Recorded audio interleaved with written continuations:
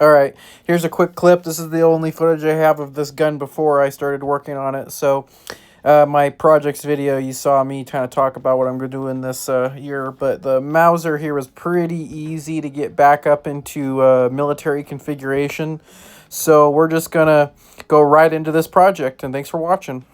I should just showcase what I'm doing here for the project's sake. So this is the M48 Mauser stock, and it is absolutely disgusting and filthy. So I have myself a little scrub brush somewhere around here and some dish soap, and we're just gonna hose it off with some hot water and some soap in the old shower here. So that's what I'm doing. Once it's clean, I'll let it sit out and dry. I've completely stripped all of the metal components off of this, so I can scrub it, and then we'll continue on from there. Showcase how filthy that stock was. Anybody who complains about me hosing it off with hot water, remember these things are completely doused in like oil and preservatives and whatever else. It literally, I'm just cleaning off the grime of the last 50 years, and watch this. Look at how much grime is just in this. It's just this, it was black. Just black dirt coming off of it. Alright, so this is just me reconditioning the stock with some butcher block conditioner, so it's super good stuff, just oils. So this is all the small bits for this Mauser stock. There's the Mauser. So we're just going to clean all this up as best as I can, and then I'm going to decide whether or not I'm going to try to re-blue this or just let it be super beat to crap. Because all of this is super beat to crap and definitely not in great shape, but it's in one piece, which is what I need for this to work. So I'm just scrubbing these down with a toothbrush and some Crystal Skull vodka, because I don't have any regular degreaser, and it's gonna work, and I hate vodka. So all right, we're also going to this horrible vat of brown liquid. It is white vinegar that has been used to de-rust things. So some of this is fine. Like, I don't think I'm gonna mess with any of these small components because the bluing and the condition of them, it looks good, and they're underneath things. And I cleaned up these pretty well, and they still have a lot of their finish on them, but then some of this is just completely in the raw again, except for on the interior here. And some of it is barely holding on to its blue, and there's still some rust like underneath here, and this had some bad rusting, but it's kind of in the white in some places. This is actually pretty decent overall, but I'm still gonna throw it in here because there's still some rust issues. So you can kind of see it's either rust or grime or dirt or all of the above. So what we're gonna do, this is the barrel band for the top of the handguard. That actually doesn't look half bad, but there is still some rust on there. So I think what we're gonna do, this is obviously you can see the rust in the metal, especially back in here. So this is, as I said, it's white cleaning vinegar, a high concentration of vinegar, not watered down. And this stuff is just gonna hang out in it for, I don't know, a day. And then once I can take it out, and it will, I'll make sure that this is all actually gonna sit down in here and play nice and nicey. There we go. So white cleaning vinegar is non-toxic, and I like it more than using anything like a Vapor Rust, and it's also not very quick acting. So anyway, those parts are gonna hang out in there for a little while, somewhere where I won't tip this over and cause a mess, even though it's all clicked into place. And they're just gonna chill in there, those parts.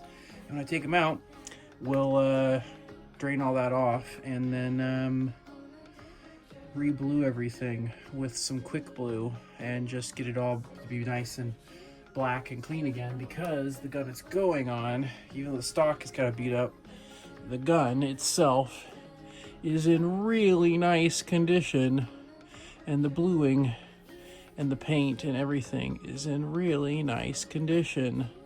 So it would look a little off to have in the white parts on this very beautiful condition receiver and action and barrel. So that's what we're going with. Take the metal bits out of the jar of vinegar and clean them up. I'll probably get one of the big ones out of here.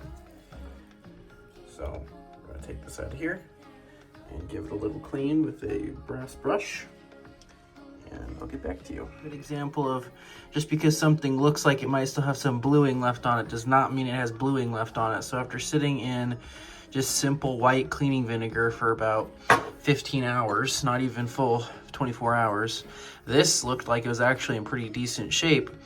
And now, as you can see, all the bluing is gone. These parts are basically in the white again, and there's nothing left of the bluing. So just because you think there's a finish there does not mean there's finish. It's probably just corrosion, and the bluing is basically gone. So this actually has the most amount of bluing left on it after sitting in the vinegar, this piece. You can see the difference in tones there, so there's still some bluing left on that, but I'm just gonna make this easy on myself, and I'm just gonna dump. I have two kind of fullish containers of this oxo blue. I'm just gonna dump it into that container that I was soaking that in, dump all these parts in there, shake it up, and then take all these out and rinse them off to neutralize that bluing compound, and then oil them back up. It's kind of harsh overhead light, but I can hope you can see the difference here. So it went from being in the white to being in the black again, or the blue, however you want to do it. But this is just dried off. I haven't re-oiled any of this yet. It needs to be re-oiled. So I'm gonna re-oil all these parts with just a thin film of oil over everything, and then I'll probably put this back into its original military stock for now. Yeah. All right, you can kind of see that's all oiled. This is getting oiled. You can see the dry bluing, the fresh bluing versus the nice wet stuff, and then I just wipe off the excess, and that's a good little film of grease on top of all this. And I'm just using like standard Hops No. 9, some gun lubricating oil, and that's it, just to give it some moisture back. I'm gonna take this apart now and put it into its actual proper configuration. I cannot describe to you how useful getting an actual set of gunsmithing screwdrivers is, especially for taking apart guns this old, and that use all of these tiny little machine screws. It'd be really interesting actually to know if these are different. They are, so you cannot mix those up. And the locking screw on that one doesn't even need to come out, huh? Guess not. Cool. There it is. So whoever did this actually did a really beautiful job. I mean, it's an original stock. It all jives. It even jives with the top cover, this hand guard right here. I mean, they just chopped the front of it off. This is actually really well done. I never got that. Like, if you just want to use one of these as a hunting rifle, just use it as a hunting rifle. You know what I'm saying? Like, you don't need to take it out of the military stock to make it a hunting rifle.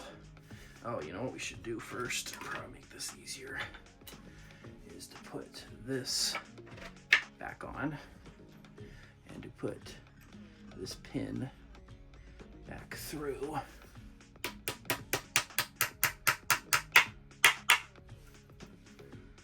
Yeah, cool. So that's now back on. You can see how white the end of that pin is compared to that fresh bluing on that nose cap. So I'll probably hit the tips of those with some blue just so it doesn't stand out so much. I don't know. All right, so that's back on. So now we can stick the action in the stock again. That conditioning oil that I used worked miracles on this stock. It was so dry and sad. It was so dry and sad. Throw the magazine back in. All right, front screw.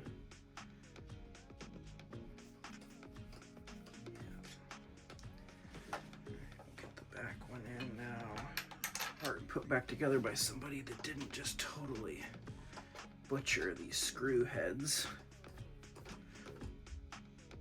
Yeah, they're tight, but they're not gorillaed into place. Beautiful. Beautiful. Awesome. So now what we can do is put this back on. So I'm gonna do this. Pop that up, stick this on sideways, pop it around. This clips in, and then that can go back down.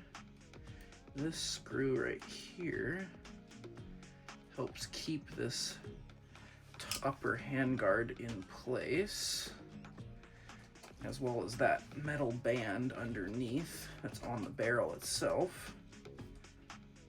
Tighten that down a little bit. Beautiful. Okay, the barrel band back on, I think. No, we need this band first. And I think, and this band is kind of stiff. So I'm probably gonna have to use my plastic block to tap it home, like that. So now it's home. And then this spring, you put the lip of this underneath there, and you can see how stiff that piece of spring steel is. And then this goes over top of all of this and clips in place like that. Beautiful, wonderful. I'm really glad I blued all that because this gun is really clean, and all of that bare metal would have stuck out like a sore thumb up here on the front of this gun. So the fact that all of this was basically back to being in the raw was gonna be obvious and annoying to look at. So I'm really glad I blued it all and did all that prep work. So last thing, stick this on there. Just throw these bad boys back into their homes. Of the gunsmithing screwdriver, just get the gunsmithing screwdrivers. It'll save your life, and it will save all your beautiful gunsmithing machine screws, their heads. All right, look at how beautiful that is. I'll take it outside so we can take a better look at it, because I think that the outside light will do it more justice. It's raining out here, but there you go. So beautiful Yugoslavian Mauser put back together all of its glory with a really cool beat up military stock with all the markings and old paint. There's paint on this side, paint on numbers on that side. Really cool stock I found, reblued all of that hardware. Butt stock looks beautiful. Oiled the wood. Now all I'm missing is a cleaning rod, a sling, and the front hood for that. And probably be good. And since we last visited this, and I've since got a cleaning rod, the front sight hood, a sling for it. So we're gonna put some rounds through it now because I've never actually shot this gun yet. It's so windy out.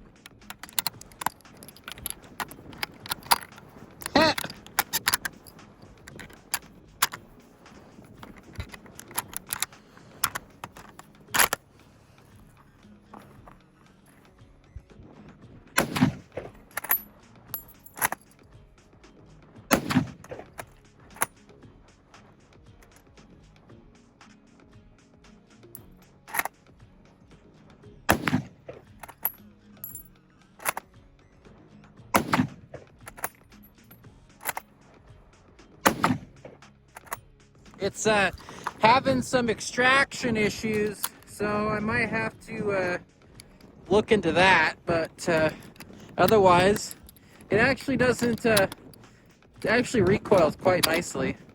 She is heavy though. I mean, it's an old school battle rifle. Oh boy, it's so freaking windy out here.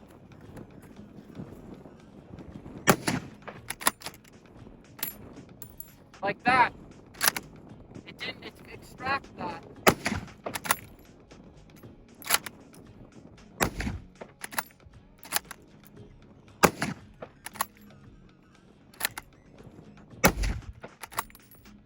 Interesting.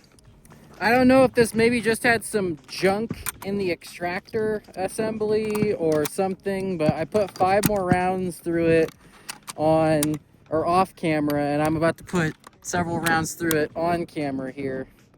And it seems the extractor might have fixed itself. It might have just had some gunk in it. I don't know how long this was sitting in a safe or under a bed or who knows what. So I don't know. I think the extractor problem probably fixed itself. No, didn't. So I wonder if I'm just not putting enough oomph, because the extractor arm is right there. So maybe I'm just not putting enough oomph on it.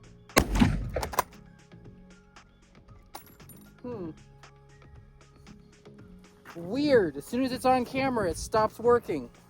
Funny how that happens.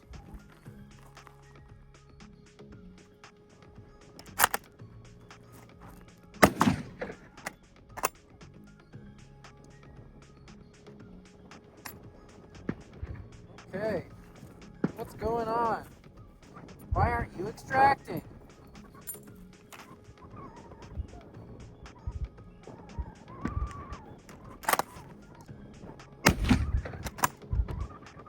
Okay, that's annoying. Back from the range, I'm gonna try to, so this is the ejector right here. And now if you look in here, I don't know if you can see it, it's kind of hard to see. But there is a lot of gunk in there. I don't think this ever got cleaned out of Cosmoline. So that might have been why it was not ejecting. It's because there's a whole bunch of crap inside of this mechanism. So we're gonna quickly take it apart and just look inside. There's that pin screw covered in gunk. Oh yeah. Look at all the gunk. It's like goo. Yep, that is Cosmoline. Cosmoline is great, but it's super thick. It's almost sticky like glue. So that is definitely probably part of the problem right there. So we're gonna clean that up and put it back together, and hopefully that will fix my extraction problems. So I've never had a Mauser. This is my first Mauser, so I didn't even think about taking this apart. I'm guessing nobody has, because you can see all the excuse me. You can see all the gunk in here. So yeah, I'm just gonna clean it out. It seems like it's fine. It has good spring tension on there. I think it was just filled. This whole thing was just filled with Cosmoline or some sort of preservative similar to Cosmoline. So I'm just going to clean it out, and then we'll probably just replace the lubricant with some regular gun oil thin stuff. So I have this back in here, and now, oh, so springy, so clean. Just has lube, just has regular lube on it.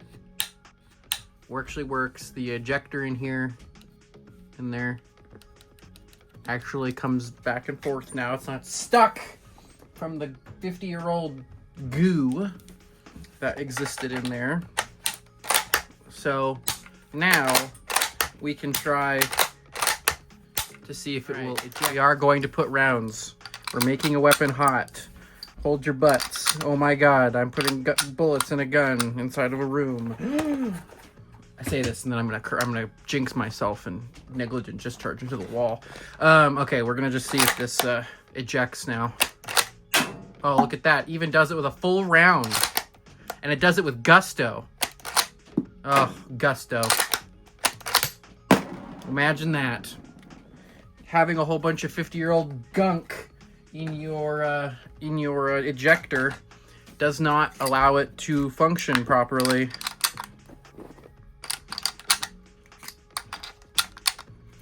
Well, if I get more footage of this, which I probably will, firing at some point, I'll get to enjoy it functioning properly.